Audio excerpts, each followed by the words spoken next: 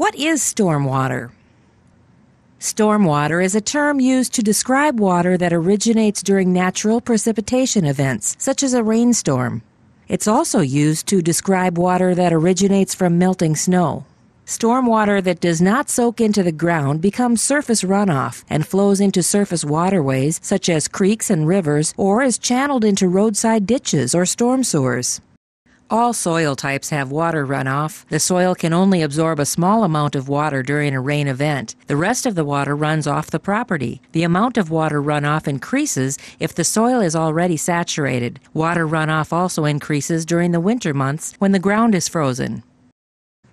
Water from rainfall or melting snow flows across the landscape and washes soil particles, bacteria, pesticides, fertilizer, pet waste, oil, and other potentially hazardous materials into our lakes, streams, and even our groundwater.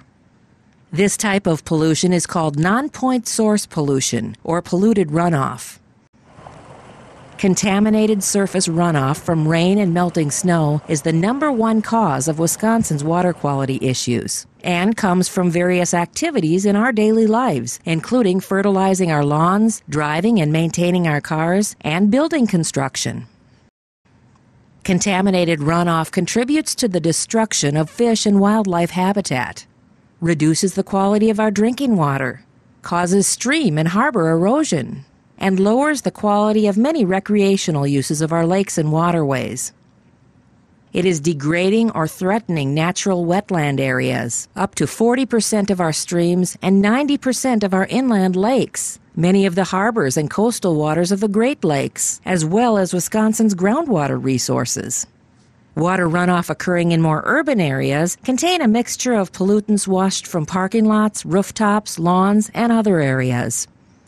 Urbanized areas contribute heavy metals, pesticides, sediment, nutrients, bacteria, and organic wastes that deplete oxygen in bodies of water.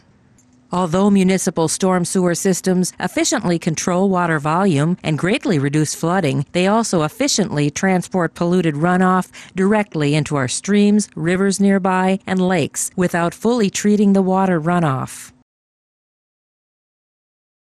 Water we use in our homes finds its way into our household drains and is eventually routed through our sanitary sewer system to a wastewater treatment plant. But stormwater or snowmelt that flows into a storm drain flows untreated into our natural waterways. When you wash your cars in your driveway and let the soapy rinse water flow into the street, it eventually finds its way into a stormwater drain or ditch and into one of our natural waterways. Moisture from the atmosphere falls to earth in the form of rain or snow. Its first stop may be the roof of your house. As it slides down the roof and into the gutter, it collects particles and contaminants. The water flows out of the gutter and onto the lawn, where it might come in contact with excess fertilizer or other lawn care products. The water flows across the lawn and onto the driveway, where it mixes with oils and possibly other automobile fluids. The water washes into the street where it meets up with dirt, oil, and other settable solids until finally falling into the storm sewer. At this point, the flowing water might pass over catch basins where some contaminants will settle and leave the water cycle. Crews come through during dry weather and clean these basins. The water flows into larger detention ponds where more contaminants settle into the bottom and leave the water cycle. The water then flows out of the detention ponds and meanders through the waterway system, where it may come into contact with more contaminants before finally ending up in the Atlantic Ocean by way of the St. Lawrence Seaway or the Gulf of Mexico. The water will eventually turn back into vapor, and the cycle will start again. This is obviously a simplified version of the water cycle, but demonstrates the basics of the water cycle. Uncontrolled stormwater runoff from development activity has a significant impact upon water resources and the health, safety, and general welfare of our community, and diminishes the public use and enjoyment of our natural resources. Stormwater has become a concern for two main reasons. One, the volume and timing of runoff impacting flood control and water supplies. And two, the potential health hazards that contaminated runoff carries with it throughout the water cycle.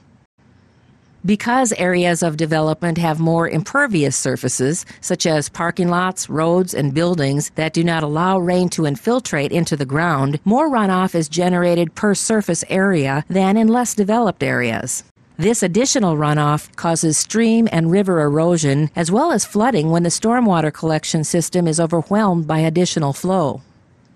Because water is flushed out of the watershed during a storm event, very minor amounts of water will infiltrate the already saturated soil to replenish our groundwater or supply a base flow for streams during dry weather. The village must maintain compliance with the Wisconsin DNR NR-216 permit.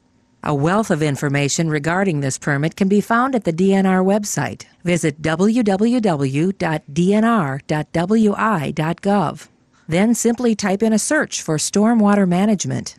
The NR-216 holds many mandates that the village must meet in order to stay in compliance. The federal government has enacted several new unfunded mandates that require municipalities to increase their efforts regarding cleaner stormwater discharge. The NR-216 first affected the village in 2006. The village created the Clean Water Utility to fund the work needed to accomplish the mandates and keep the municipality in compliance with the DNR. What does the utility do? The utility collects fees to fund capital projects for improving the stormwater quality conditions. The utility also funds daily operations to maintain current infrastructure, pay for the equipment needed to maintain the infrastructure, and fund the employees who maintain and clean the stormwater system. The utility also puts money into a fund to replace storm sewers and road culverts over time as they deteriorate. Similar to any other enterprise or utility, the Clean Water Utility goes through an annual budget process, highlighting and itemizing the operational and capital expenses for the following year. Public presentations are made to the village board, adjustments are made, and the board votes to determine the final budget amount. This final budget amount is divided by the total ERU value of Pleasant Prairie, so that a dollar rate per ERU is established. The dollar rate is then applied to each property's ERU to arrive at a monthly clean water utility charge for each property. A 25-cent per parcel base charge is also applied each month. The village board approved a budget of $819,000 with an ERU increase from $1 to $3 per month. Before diving into the inner workings of the budget, let me take some time to explain the ERU and why it has increased. An ERU is an equivalent runoff unit. This benchmark unit relates to a home in the village that has a footprint of 2,000 square feet plus 750 square feet of impervious driveway situated on a 1/3 acre parcel of land. A property in the village with these characteristics will have an ERU of 1. Beginning in 2007, each property will pay $3 per ERU per month. A larger house or larger size lot will result in an ERU greater than 1, whereas a smaller home or a smaller parcel of land results in an ERU of less than 1.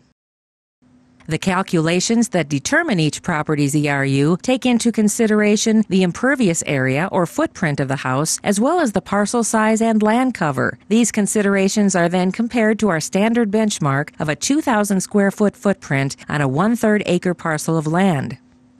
Why did the ERU increase this year?